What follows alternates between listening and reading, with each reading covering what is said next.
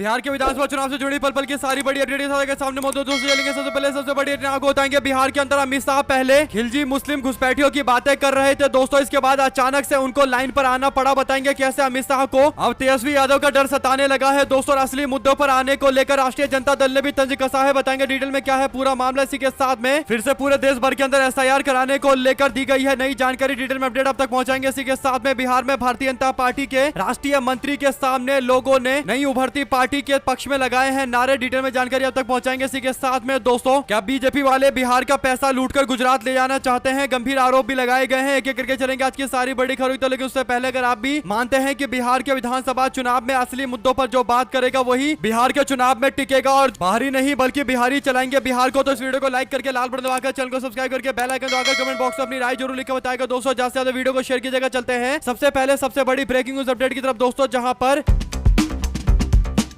अमित शाह को लगता था कि बिहार में जाकर कुछ भी जुमलेबाजी करना शुरू कर देंगे और लोग प्रभावित होकर वोट देना शुरू कर देंगे दोस्तों। लेकिन अमित शाह जब नालंदा पहुंचते हैं तो नालंदा में भाषण देने लगते हैं और भाषण देते वक्त उनका माइक खराब हो जाता है। फिर वो दूसरे माइक पर जाते हैं दोस्तों और दूसरे माइक पर भी जाते ही वही बयान देने लगते हैं, जिसे लेकर भारतीय जनता पार्टी की जमकर आलोचना बिहार में हो रही है दोस्तों। 20 साल की बीजेपी सरकार के बावजूद घुसपैठियों से लेकर मुस्लिम शब्द का इस्तेमाल करते हैं और अब नालंदा में सभा को संबोधित करते हुए अमित शाह कहते हैं कि 100 खिलजी भी नालंदा विश्वविद्यालय को हाथ नहीं लगा सकते। यानी अब उनको इतिहास के दिल्ली सल्तनत के मुस्लिम शासक खिलजी की याद आ रही है दोस्तों। इस तरीके का बयान दे देकर वो कोशिश कर रहे हैं कि अगर मैं इस तरीके का बयान दूंगा तो फिर विपक्ष की ओर से भी इस पर जवाब दिया जाएगा। तो पूरा का पूरा माहौल और असली जो मुद्दे हैं, बेरोजगारी महंगाई से जुड़े मुद्दे हैं, उन सबको टालकर केवल खिलजी और तमाम इतिहास के लोगों की बातें होने लगेगी दोस्तों और इसका फायदा बीजेपी को मिलेगा। असली मुद्दे पर कोई चर्चा नहीं होगी। अमित शाह नालंदा में खिलजी खिलजी कर रहे थे, लेकिन कुछ देर के बाद अमित शाह के द्वारा एक पोस्ट किया गया दोस्तों। इस पोस्ट में अमित शाह ने जो बातें लिखी है उससे पता चल चुका है कि तमाम कोशिश के बावजूद अमित शाह बिहार के बहस को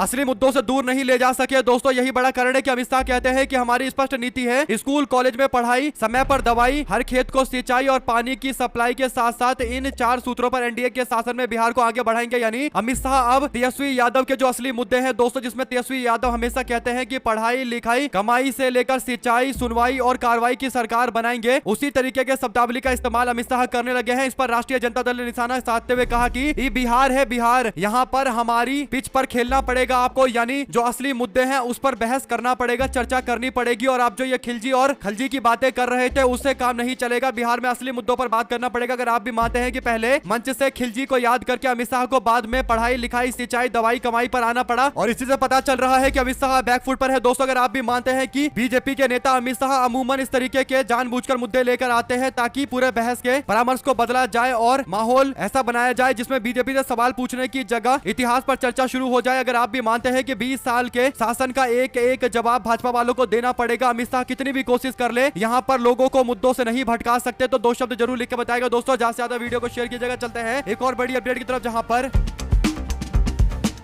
असम के सुपरस्टार रहे जुबिन गर्ग के मौत के मामले को लेकर बार बार कांग्रेस पार्टी को रोकने का प्रयास किया जा रहा है, लेकिन कांग्रेस पार्टी पूरे असम भर के अंदर इस मुद्दे को आगे बढ़ा रही है दोस्तों और न्याय की मांग को लेकर लगातार रोड शो किया जा रहा है। और अब कांग्रेस पार्टी की ओर से बाइक रैली निकाली गई है। इस रैली में सारे वरिष्ठ नेता मौजूद रहे और सबने मिलकर जुबिन गर्ग के न्याय की मांग की है दोस्तों। आम जनता भी कांग्रेस पार्टी के साथ मजबूती से आकर खड़ी हो रही है और असम के विधानसभा के चुनाव कुछ दिनों में होने वाले हैं और बीजेपी के लोगों का सबसे बड़ा डर यही है कि कहीं जुबिन समर्थक एक साथ कांग्रेस पार्टी के साथ आकर बीजेपी की तख्ता न पलट दे। और यही बड़ा कारण है कि भाजपा के लोग जुबिन गर्ग के न्याय की जो रैलियां हो रही है उस पर कांग्रेस पार्टी पर आरोप मढ़ रहे हैं कि कांग्रेस पार्टी आंदोलन को हवा देने की कोशिश कर रही है। लेकिन दोस्तों लोगों की इच्छा है कि इस पर जांच पड़ताल सही से हो, तो बीजेपी के लोगों को क्या दिक्कत है, क्यों जुबिन गर्ग वाले मामले को लेकर सही से जांच पड़ताल नहीं कराई जा रही और जो मुख्य आरोपी है अपराधी है उसको गिरफ्तार किया जा रहा। चलते हैं एक और अपडेट की तरफ, जिसमें बिहार के विधानसभा चुनाव के मद्देनजर एक बड़ी अपडेट आई है दोस्तों। SIR को लेकर अब नई हवा देने की कोशिश चल रही है। बिहार में SIR का मुद्दा छेड़ा जाएगा, इसीलिए अब खबर यह है दोस्तों की अगले हफ्ते SIR के मुद्दे पर 10 से 15 राज्यों के अंदर SIR को शुरू किया जाएगा दोस्तों। असम, तमिलनाडु, पुडुचेरी, केरला, पश्चिम बंगाल में 2026 में विधानसभा के चुनाव होने वाले हैं। चुनाव आयोग के अधिकारियों ने बताया कि उन राज्यों में SIR अभी नहीं होगा जहां स्थानीय निकायों के चुनाव होना है। इसका कारण है कि निचले स्तर पर कर्मचारी उन चुनावों में व्यस्त होंगे, वे SIR के लिए समय नहीं निकाल पाएंगे और चुनावों के बाद इन राज्यों के अंदर SIR करवाया जाएगा। आप क्या कहना चाहते हैं दोस्तों, क्या बिहार के अंदर SIR के मुद्दे को तूल देने के लिए ये कार्यक्रम लॉन्च किया गया है? चलते हैं एक और अपडेट की तरफ, जहां पर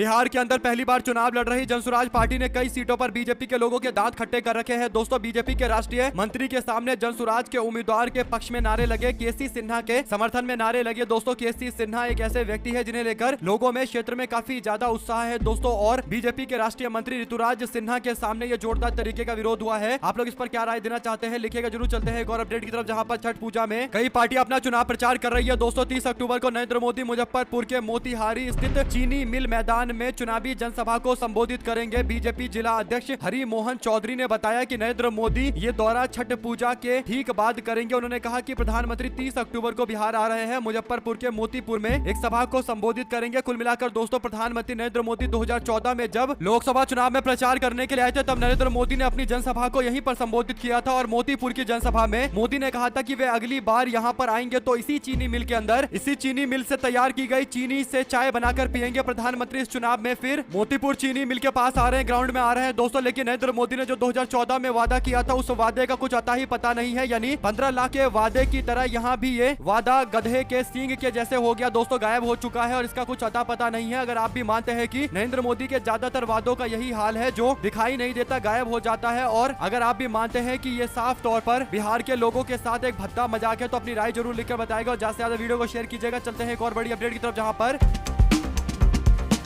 राष्ट्रीय जनता दल के नेता तेजस्वी यादव ने पटना में प्रधानमंत्री मोदी के बिहार दौरे के संदर्भ में एक बड़ा बयान दिया। दोस्तों उन्होंने कहा कि बिहार की जनता बदलाव के मूड में है, पूरा माहौल महागठबंधन के पक्ष में है। तेजस्वी ने प्रधानमंत्री के भाषण के हर शब्द को नकारात्मक बताया। दोस्तों उन्होंने आरोप लगाया कि प्रधानमंत्री केवल बिहार को बदनाम करने के लिए बिहार की नकारात्मक छवि बताते रहते हैं और बार बार बिहार में बोलते हैं जंगल राज है, जंगल राज है। 11 वर्षों में बिहार को इन्होंने दिया कुछ नहीं है, और गुजरात में जाकर गिफ्ट सिटी हो, बुलेट ट्रेन हो, सेमीकंडक्टर की फैक्ट्री हो, SEZ हो, गुजरात में लगातार करवाया जा रहा इन्वेस्टर्स मीट हो, बड़ी बड़ी कंपनी को जबरदस्ती महाराष्ट्र से उठाकर गुजरात ले जाते हैं। अगर गुजरात में इतना ही प्रधानमंत्री नरेंद्र मोदी को लगता है कि विकास होना चाहिए, तो उनको बिहार के लोगों से आकर वोट नहीं मांगना चाहिए, गुजरात के लोगों से वोट मांगकर काम चलाना चाहिए। और केंद्र में अगर आज सत्ता में नरेंद्र मोदी है तो केवल बिहार की वजह से है, ये डंके की चोट पर बोला जा सकता है दोस्तों। लेकिन जब बिहार के लोगों को कुछ देने की बात आती है तो मोदी और शाह दिखाई नहीं देते, गायब हो जाते हैं, विलुप्त हो जाते हैं दोस्तों। अगर आप भी मानते हैं कि बार बार आकर बिहार को मूर्ख बनाना ये कब तक चलेगा और अब बिहार के लोगों को जगना पड़ेगा दोस्तों, बहुत हो चुका है लगातार बिहार के लोगों को मूर्ख बनाना। तो अपनी राय जरूर लिखकर बताएगा, ज्यादा से ज्यादा वीडियो को शेयर कीजिएगा दोस्तों। इसी के साथ में चलते हैं एक और बड़ी अपडेट की तरफ, जिसमें